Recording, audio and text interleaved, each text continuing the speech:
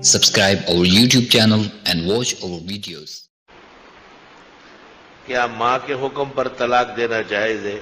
اس زمانے کی ماؤں کے کہنے سے ایک مستحب چھوڑنا بھی جائز نہیں، کیونکہ اکثر مائیں بے دین ہیں اور انہیں یہ اندازہ نہیں ہے کہ کسی کی لڑکی کا حق کیا ہے۔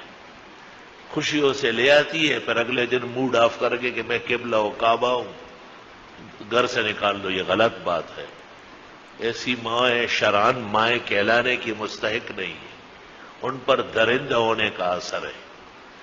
ان سے پوچھو کہ اگر ان کی بیٹی اس طرح دوسرے گھر میں ذلیل و خوار ہو جائے اس کو کتنے دن ملیں گے؟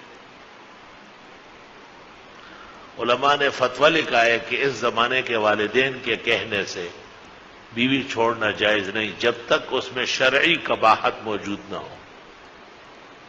زید کے چھوٹے بچے اور ان میں سے ایک دودھ پینے والی، اور ابھی زید اس کی بیوی کے در پر جھگڑا نہیں ہوا بلکہ ان دونوں کے در بہت محبت ہے کہ ماں نے اس سے فرماتی کہ تو اپنی بیوی کو طلاق دے دو ورنہ میں تجھ سے ناراض ہو جاؤں گی۔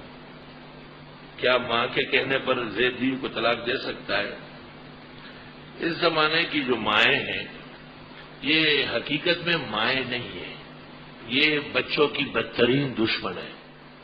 شاذ و سامان سے اور شاد بات سے پرائی لڑکی لے آتے ہیں، پھر اس کو اپنے نوکرانی بنانا چاہتے ہیں، اور اگر وہ غیرت و حیا والی لڑکی اور نوکرانی نہ بنے تو اس کو چھوڑ دو۔ اس کا کیا جاتا ہے؟ اس کا تو خالی منہ ہے، اس سے ایک لفظ نکل گیا، اگلے خاندان کا اس لڑکے کا مستقبل تاریک کر رہی ہے۔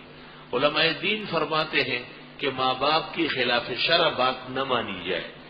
آسان جواب یہ یاد رکھو کہ بغیر کسی دلیل شرعی اور وجہ شرعی کے بیوی کے حقوق کو پامال کرنا اور اسے اپنی نسبت نکاح سے نکالنا بدترین گناہ اور ظلم ہے جو ماں باپ کے کہنے سے جائز نہیں ہوگا، اور ایسے ماں باپ ہمیشہ کے گناہگار ہیں۔